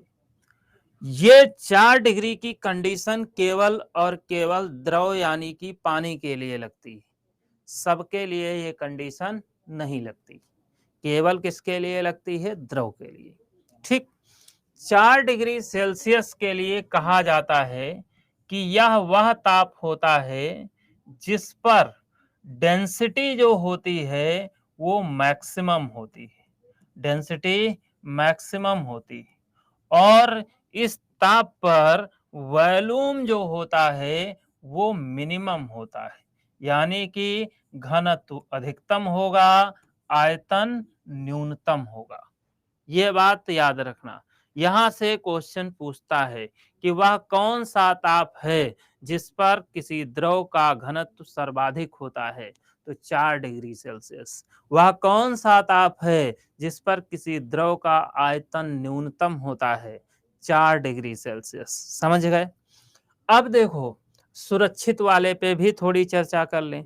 इस सुरक्षित का मतलब ये है, जैसे हम लोगों के यहाँ भी सर्दी आती है, हम लोगों का वैसे जीवन बहुत ही ऐतिहासिक रहा है। क्यों ऐतिहासिक रहा है ये भी बताते हैं। जीवन इसलिए ऐतिहासिक रहा है क्योंकि हम लोग के जिंदगी में ही मुनचवा आया, हम लोग की जिंदगी में ही चोटी काटने वाला आया, हम लोग की जिंदगी में ही कोरोना आया है। सब पूरा क्या कहते हैं ऐतिहासिक जीवन हम लोग जिए, जिए नहीं जिए? यही हुआ है। अब देखो, जो क्या कहते हैं, एक और हम लोग के जीवन में घटना घटी। अचानक रात में फोन आया, कहा बाबू उठ जाओ नहीं तो पत्थर हो जाओगे। हम तो घबरा गए, हम कहे हैं ऐसा भी क्या? ठीक, ये सुना नहीं सुना कि फोन आया रात में, वो बताया गया कि पत्थर हो गया आदमी, ठीक। अरे आयु फ्लू, ये फ्लू व्लू तो नॉर्मल है, लेकिन जो भयानक चीजें हैं उनकी मैं बात कर रहा हूं,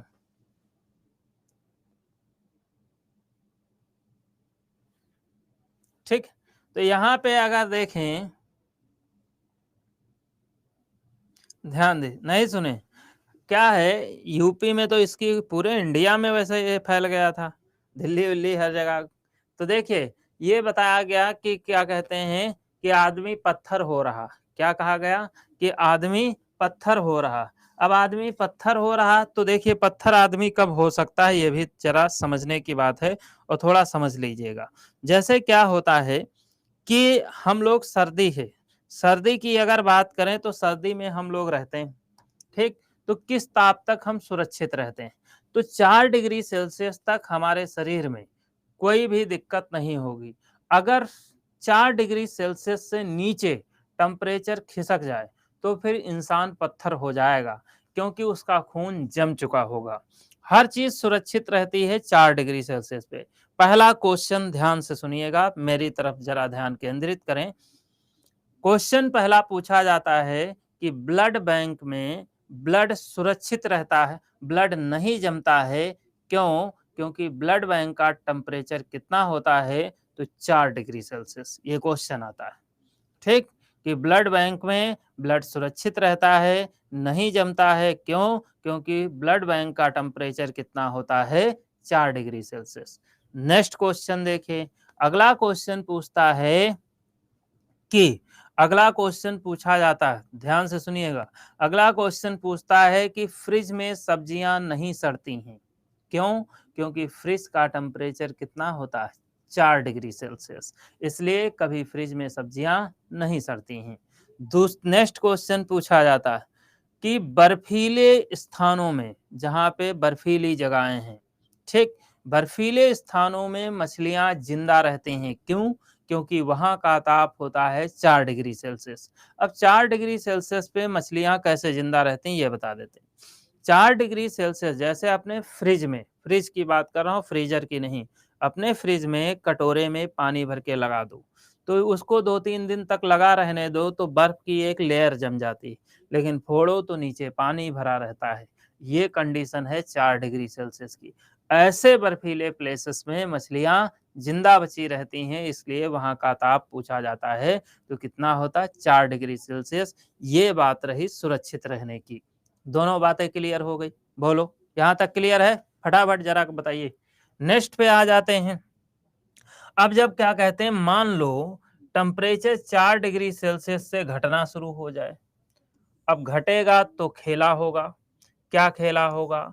4 डिग्री सेल्सियस से अगर घटेगा तो 3 डिग्री सेल्सियस होगा, और घटेगा तो 2 डिग्री सेल्सियस होगा, और घटेगा तो 1 डिग्री सेल्सियस होगा, और घटेगा तो लास्ट में 0 डिग्री सेल्सियस होगा। 0 तक ही देखना। तो जैसे टेम्परेचर घटना शुरू होता है, तुरंत डेंसिटी जो होती है वो घटना शुरू हो जाती है और वॉल्यूम बढ़ना शुरू हो जाता है। डेंसिटी यानी कि घनत्व घटने लगता है और आयतन बढ़ने लगता है। 0 डिग्री सेल्सियस वह ताप होता है जिस पर डेंसिटी मिनिमम होती है। क्या होती है? मिनिमम होती है, और वॉल्यूम मैक्सिमम होता है, आयतन अधिकतम होता है। अगर आपसे पूछा जाए 4 डिग्री सेल्सियस से नीचे जाने पर घनत्व पर क्या प्रभाव पड़ता है, तो घनत्व घटता है। अगर आपसे पूछा जाए 4 डिग्री सेल्सियस से नीचे जाने पर आयतन पर क्या प्रभाव पड़ता है, तो आयतन क्या होता? बढ़ता है। समझे? अब क्वेश्चन ये भी पूछ सकता है कि न्यूनतम घनत्व किस ताप पर रिकॉर्ड होता है, तो 0 डिग्री सेल्सियस पर। 0 डिग्री सेल्सियस फ्रीजिंग पॉइंट होता है जिस पर कोई द्रव ठोस में बदलता है। इसीलिए यहाँ पे बर्फ जो होती है उसका घनत्व हमेशा न्यूनतम होता है। समझ गए? आयतन अधिकतम कहाँ होगा, तो 0 डिग्री सेल्सियस पे। कहाँ अधिकतम आयतन होगा? 0 डिग्री सेल्सियस पे। यहाँ तक क्लियर है? बोलो भाई, यहाँ तक क्लियर? कोई डाउट? फटाफट बोलिए भाई, कोई डाउट इसमें? अब जरा इससे रिलेटेड क्वेश्चन देख लो। इससे रिलेटेड भी 2 क्वेश्चन बनते हैं। पहला क्वेश्चन पूछता है कि, ध्यान से सुनिएगा, पहला क्वेश्चन पूछता है कि ठंडे प्रदेशों में सर्दियों के दिनों में पानी की पाइपलाइंस फट जाती हैं, क्यों? अब जब ठंडे प्रदेशों में सर्दियों के दिनों में वहां का टेम्परेचर 4 डिग्री सेल्सियस से नीचे घटता है, तो क्या होता है? घनत्व घटने लगता है और आयतन बढ़ने लगता है, जिसके कारण वहां की पानी की पाइपलाइंस फट जाती हैं। समझ में आई बात? अरे माइनस नहीं, 0 तक कंडीशन होती इसकी। ठीक, थोड़ा क्या कहते हैं समझो बालक। दूसरा क्या कहते हैं, नेक्स्ट देखो। नेक्स्ट क्वेश्चन पूछता है कि पानी से पूरी भरी बोतल को, पानी से पूरी भरी बोतल को फ्रीजर में लगा देने पर, अब ध्यान देना, फ्रिज में नहीं लगा रहे हैं बाबू, फ्रीजर में लगा रहे हैं। पानी से पूरी भरी बोतल को फ्रीजर में लगा देने पर बोतल फट जाती है। क्यों? क्योंकि फ्रीजर का ताप 4 डिग्री सेल्सियस से कम होता है। 4 डिग्री सेल्सियस से ताप कम होने के कारण डेंसिटी घटती है, वॉल्यूम बढ़ता है, इसलिए बोतल फट जाती है। याद रहे, जब ये क्वेश्चन आएगा तो यहाँ पे ऑप्शन, सर आप गुस्सा हो जाते हैं। बाबू गुस्सा नहीं होते हैं, जब हम बता रहे होते क्वेश्चन में तो फ्लो बिगड़ता, तो थोड़ा इरिटेशन होती। तो जब हम कोई चीज बता रहे हों उस समय थोड़ा वेट कर लिया करो। जैसे हम नेक्स्ट स्टेप पे चले, आपका कमेंट हम ले रहे हैं तो आप बताया करिए, आंसर देंगे। ठीक, क्या होता है, ये भी हो सकता है बाबू कि हम यहाँ कोई किताब और कॉपी रख के नहीं पढ़ाते हैं। ये भी हो सकता है दिमाग से कोई चीज़ स्लिप हो जाए, इसमें भी तो नुकसान आप ही का है, बताओ। अगर मान लो मैं कोई चीज़ भूल जाऊँ, यहाँ पे दिमाग को मेमोराइज़ भी तो करना पड़ता है, तो इसमें किसका नुकसान है बताओ? हुँ? इसलिए, ठीक है? तो मेरी बात का बुरा ना मानो, जैसे आपके पेरेंट्स हैं वैसे हम हैं, हमारा हक बनता है आपको डाँटना, समझाना कि नहीं हक है। अगर तुम लोग अपने मुँह से कह दो सर आपका कोई हक नहीं है, तो मैं ये पक्का आज से इस बात की शपथ ले लूँगा कि मैं आपको कुछ नहीं कहूँगा। आऊँगा, चुपचाप पढ़ा के चला जाऊँगा। ठीक है? देखिए, हाँ, मेरे बच्चों की तरह हो भई, इसलिए मैं क्या कहते हैं, हर चीज़ जो अच्छा है वो अच्छा बताएँगे, जो बुरा है वो बुरा बताएँगे। ध्यान दीजिए, डाँटेंगे भी, समझाएँगे भी, फिर प्यार से मनाएँगे भी, सारी चीज़ें। ठीक, ध्यान दीजिए। तो ये 2 क्वेश्चन जो हमने लास्ट में बताए हैं, ये दोनों क्लियर हो गए बालक? बोलो। फ्रीज़र वाला, पानी से पूरी भरी बोतल को, और दूसरा क्वेश्चन हमने बताया जो सर्दियों के दिनों में पाइपलाइन फट जाती। क्वेश्चन यही होगा, बट इसका आंसर डेंसिटी लगाने को बोलेगा, वॉल्यूम नहीं, क्योंकि ज़ाहिर-सी बात पाइपलाइन फट रही है तो वॉल्यूम तो बढ़ा है। तो ये तो कॉमन सेंस है। तो ये इसलिए ऑप्शन डेंसिटी का देता है, वॉल्यूम का नहीं देता। ठीक? नेक्स्ट, अब देखिए, बाबू क्वेश्चन लिखेंगे तो बहुत समय खराब होगा, क्वेश्चन की थ्योरी लंबी होती है ना। हाँ, इसलिए मैं कोशिश करता हूँ पीडीएफ कहीं से अरेंज करता हूँ। देखिए, मैं इस बात की कमिट नहीं करता हूँ क्योंकि समय बहुत कम है, ठीक है? मैं और भी चीज़ें मेहनत कर रहा हूँ, ठीक है? मैं अगर देखता हूँ, अगर किसी के पास नोट्स पड़े होंगे हैंडराइटिंग के, तो मँगा के मैं आपको शेयर करवा दूँगा। तो ये कमिटमेंट नहीं है, इसको कमिटमेंट ना लीजिएगा, ये मेरा प्यार है। अगर मुझे अरेंज हो जाती हैं, मिल जाती है किसी से, तो मैं ज़रूर कर दूँगा, ठीक है? कमिटमेंट है कम आपका सिलेबस कंप्लीट कराना, और इसके साथ-साथ इसके पीवाईक्यूज़ कराना, वो मैं कराऊँगा। ध्यान दीजिए। तो ये बात समझ में आ गई? बोलो क्लियर? ये 4 डिग्री सेल्सियस की कंडीशन क्लियर हो गई भई? बोलो, अब तो कोई 4 डिग्री सेल्सियस से शिकायत नहीं है। इसीलिए हम कहते हैं थोड़ा पेशेंस रखो, हर समस्या का समाधान आपको ज़बरदस्त मिलेगा, कोई डाउट रह ही नहीं जाएगा। चलिए भई, ओह शिट! यहीं पे एक और बात बता देते हैं, छोटी-सी बात है, जान लीजिए। अब हम थोड़ा चर्चा कर लेते हैं आर्द्रता। उस दिन एसी वाली बात चली थी कि एसी कौन से सिद्धांत पे काम करती, क्वेश्चन पूछा जाता है। आर्द्रता क्या होती है? आर्द्रता को इंग्लिश में ह्यूमिडिटी बोलते हैं, और हम ये कहते हैं कि जो हमारे वायुमंडल में नमी आ जाती है, उसी को आर्द्रता कहते हैं। यानी कि वायुमंडल की जो नमी होती है, वो आर्द्रता होती है। डेफिनेशन कभी नहीं पूछी जाती। इसका पूछता है कि आर्द्रता को मापा किससे जाता है? तो याद रखिएगा, आर्द्रता को हाइग्रोमीटर से मापते हैं। किससे मापते हैं? हाइग्रोमीटर से। ठीक? अब आर्द्रता, जब नमी आती है तो चिपचिपापन बहुत ज़्यादा होने लगता है, ठीक? वो एयर में वाटर हो जाता है। अब जैसे इस वक़्त की गर्मी बहुत चिपचिपाहट वाली, क्योंकि मॉइस्चर बहुत ज़्यादा है, ठीक है? 2 चीज़ें याद रखिएगा, आपका एसी और फ्रिज, ये 2 चीज़ें आर्द्रताग्राही सिद्धांत पर कार्य करती हैं। कौन से सिद्धांत पर?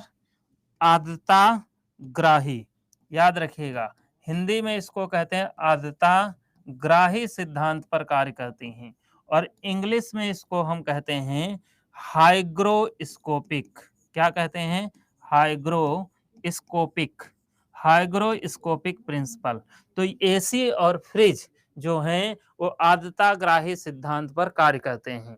इसीलिए एसी में ज़्यादा कंफर्ट लगता है, क्योंकि एसी जो है वो क्या करती है, जो एटमॉस्फेयर में जहाँ एसी लगी होती है, वहाँ पे जो मॉइस्चर होता है, उस मॉइस्चर को खींचती है, पानी में कन्वर्ट करती है, और उसको बाहर निकाल देती है। इसलिए एसी में ज़्यादा कंफर्टेबल फील होता है, क्योंकि एसी हमारी जो है वो आर्द्रता ग्राही सिद्धांत पर, हाइग्रोस्कोपिक प्रिंसिपल पे काम करती है। समझ में आई बात? अब फ्रिज पे आ जाते हैं। फ्रिज जो है, एक क्वेश्चन इससे बिल्कुल अलग पूछता है, उस क्वेश्चन को मैं लिख देता हूँ। क्वेश्चन क्या पूछता है? कहता है, यदि नम बिस्किट को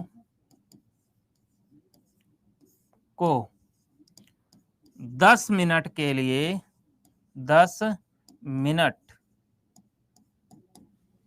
के लिए फ्रिज में लगा दें, फ्रिज में लगा दें तो बिस्किट कुरकुरे हो जाते हैं। देखो, इसका मतलब ये नहीं है कि लगा पार्ले जी रहे हो निकल कुरकुरे रहे हैं, ठीक है, ये नहीं मतलब है। यानी कि जैसे आप बिस्किट लाए, निकाले, खाए, 2 बच गए, अब वो नम पड़ गए तो खाने में स्वाद नहीं आता है। तो हम क्या करते हैं कि उसको अगर फ्रिज में लगा दें तो वो फिर से कुरकुरे हो जाएंगे। अब आप पूछोगे पीके फंस थोड़ा वेट, ठीक। अब आप पूछोगे कि कुरकुरे क्यों हो जाते हैं। अब आप सोचो, अगर बिस्किट नम पड़े हैं तो वायुमंडल की नमी ही तो उसमें गई है, गई ही नहीं गई। अब जब फ्रिज में लगाओगे तो फ्रिज तुम्हारी कौन से सिद्धांत पे काम करती है, आद्यताग्राही सिद्धांत पे, तो उसकी नमी को एब्जॉर्ब कर लेगी, और जब नमी को एब्जॉर्ब कर लेगी तो बिस्किट फिर से क्या हो जाएंगे, कुरकुरे हो जाएंगे। अरे सच में ऐसा होता, वैज्ञानिक तरीका है, ये कोई गलत थोड़ी ना हम बता देंगे। गरम करने पे भी नहीं, गरम करने भी हो जाएगा, लेकिन क्या कहते हैं फ्रिज में भी हो जाएगा। हम करते थे ऐसा, जब अकेले रहते थे तो क्या होता था, माताजी मेरी जब आई, देखी नमकीन लगी फ्रिज में, कही ये कौन सा तरीका, हम खाते थे, जो बच जाती थी उसको फ्रिज में डाल देते थे अगर ध्यान नहीं रहता था। बिल्कुल ट्राई करिएगा। हाँ, हमसे पढ़ने में आपको बहुत सारी चीजों का ज्ञान हो जाएगा। यही क्वेश्चन आपसे पूछे जाते हैं। गुड परफॉर्मेंस, ठीक। अब कोई पूछ रहा था एसी में गैस कौन सी होती, सीएफसी होती। अब तुम सोचो, जब इतनी अच्छी बातें हम तुम्हें बता सकते हैं और साइंस पढ़ाने आए तो क्या ये बात हमें नहीं पता होगी एसी में कौन सी गैस होती। तुम लोग हमारी परीक्षा लेते हो हैं? क्यों परीक्षा लेते हो? देखिए, तो ये बात क्लियर हो गई।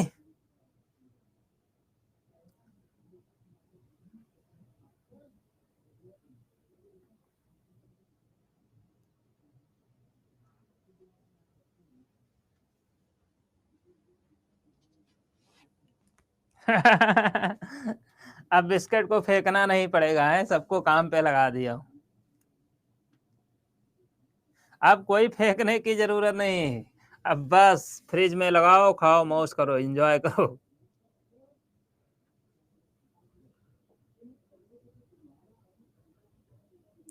बोलिए, सब कुछ क्लियर है? कोई डाउट तो नहीं इसमें? जितना चीजें आपको बताया गया है इसमें कोई डाउट तो नहीं है? बोलिए बाबू।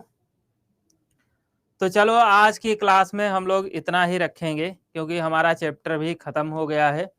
अब कल अभी एमसीक्यू, और हाँ, एक बात विशेष ध्यान से सुन लीजिए, अभी 3 बजे इसी सब का एमसीक्यू कराने वाला हूँ, तो उसमें आप लोग सभी को आना है, नहीं तो अगली क्लास में हम तुम लोग की क्लास लगा देंगे, सोच लेना, ठीक है। बात भी माना करो टीचर को कि थोड़ा, ठीक। अब आप सोचो, आपसे ज़्यादा हम आपके लिए मेहनत करते हैं, यहाँ से जाएंगे, आपके लिए कंटेंट रेडी करेंगे, सब कुछ बनाएंगे, तैयार करेंगे, फिर 3 बजे से क्लास लगी। हाँ, आप सोचो, हमें तो खाना खाने का भी मौका नहीं मिलेगा। तुम तो खाना भी खा सकते हो, 2 घंटा सो भी सकते हो। तो जब हम आपके लिए इतना डेडिकेटेड हो सकते हैं, तो परीक्षा आपकी है तो आप भी थोड़ा डेडिकेटेड हो जाइए। क्यों मेरे लाल, गलत कह रहा हूँ?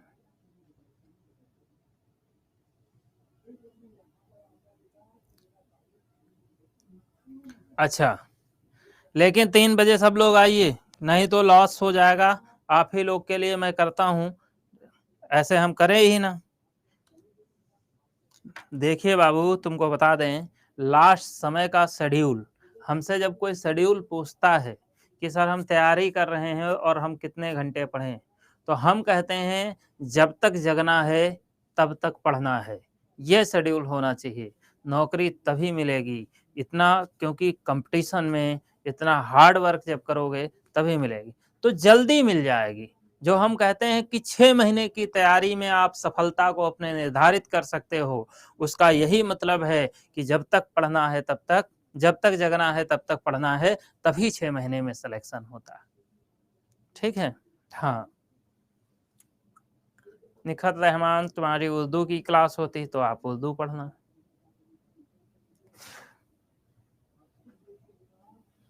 सर ISI टॉपिक का MCQ, इसी टॉपिक का, ये जितने टॉपिक हुए हैं इसी टॉपिक के होंगे MCQ, समझे?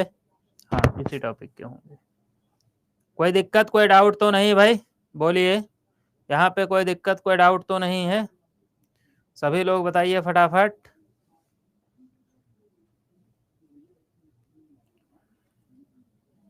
चलिए, तो आज के लिए चैनल बिहार अड्डा 247, आप सब लोग बिहार अड्डा 247 चैनल को जरूर से जरूर सब्सक्राइब करिए और यहीं पे आप लोग क्या करिए, देखना शुरू करिए। तो चलिए अब मिलते हैं ब्रेक के बाद, तब तक के लिए टाटा बाय बाय। बहुत बहुत थैंक यू। उम्मीद करते हैं जो आपको बताया जाता मेरे द्वारा वो सब समझ में आता होगा, इसलिए आप भी हमें सहयोग दें जिस हिसाब से दे सकते हैं। जब आपके लिए मेहनत करते हैं तो आप भी हमारे लिए थोड़ा तो अप्रिशिएट तो कर सकते हैं, और इतनी मैं, ये मेरा भी फंडामेंटल राइट है, इतना मैं आपसे हक से मांग सकता हूँ। Thank you.